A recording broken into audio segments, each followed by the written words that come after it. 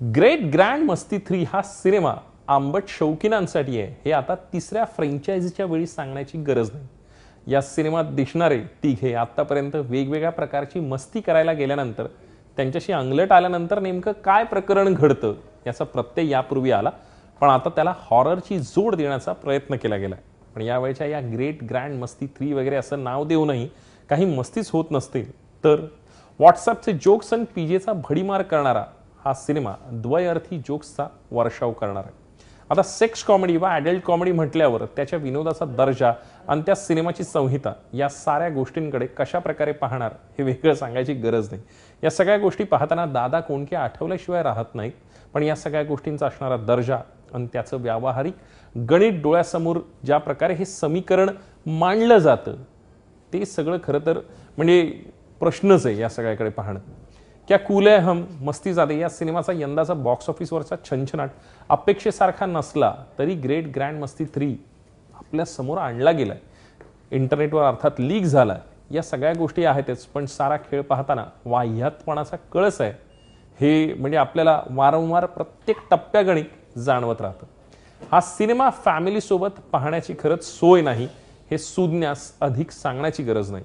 3 मित्र, त्या तिघांची होम फ्रंटवर होणारी घुसमट ती शारीरिक आणि मानसिक पातळीवर, आणि यामध्ये प्रामुख्याने रितेश देशमुख, आफताब शिवदासानी आणि विवेक ओबराय या तिघांचा समावेश आहे.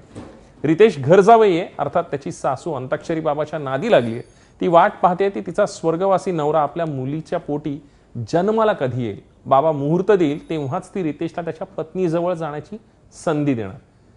आता त्या संधीच्या प्रतीक्षेत रितेश आहे. आफताब शिवदासानीची मेहुणी ही त्याच्या आणि त्याच्या पत्नीच्या आड येते. तिच्या स्टॅच्यू प्रकरणाला आफताब वैतागलाय, पण पत्नीचा जीव तिच्यात अडकलाय. त्यामुळे तिथे सगळंच अडून थांबलंय. इथे तर रेसलर बनण्यासाठी विवेक ओबरायचा मेहुणा त्याच्याकडे तळ ठोकून बसलाय. त्यामुळे एकमेकांवर एकमेकांचा इफेक्ट कसा होतोय हे तुम्ही समजू शकत असाल. कोणावर कशा प्रकारच्या रिॲक्शन्स कधी येत असतील आणि कोणाचं वागणं कोणत्या वेळी कसं होत असेल याचा अंदाज तुम्ही बांधू शकलात. अर्थात फिल्मी स्टाईल हे सगळं.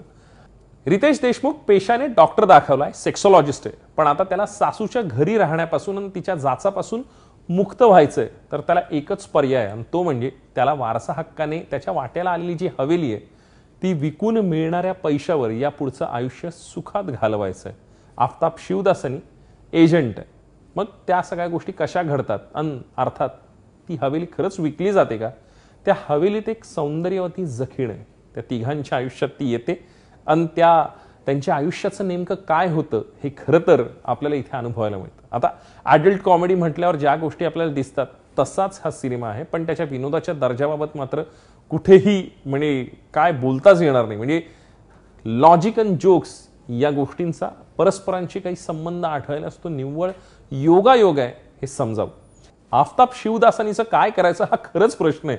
त्याच्या चेहऱ्यावरचे भाव आणि काही भावांचा असलेला अभाव यामुळे त्या सगळ्या गोष्टींवरच्या त्याच्या ओव्हर ॲक्टिंगचं काय करायचं. नागाचा सिक्वेन्स आणि त्याच्या पार्श्वभागाला काटे टोचणे या साऱ्या गोष्टी अत्यंत वाह्यात वाटतात. विवेक ओबराय आणि रितेश देशमुख हे त्यातल्या त्यात सुसह्य आहेत, पण त्यांच्या अभिनयाच्यावर आणि खरं तर त्या एकूण शैलीवर एक्सरे टाकावं असं खरंच काही नाही.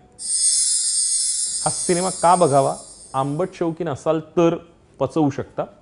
व्हॉट्सॲपवर नसाल तर हा सिनेमा बघता येईल, कारण बहुतेक सगळे जोक्स व्हॉट्सॲपवरचे आहेत. त्यामुळे नाविन्य यामध्ये सापडण्याची शक्यताच नाही. यापेक्षा अधिक कारण सापडत नाही का बघावा हे सांगायचं.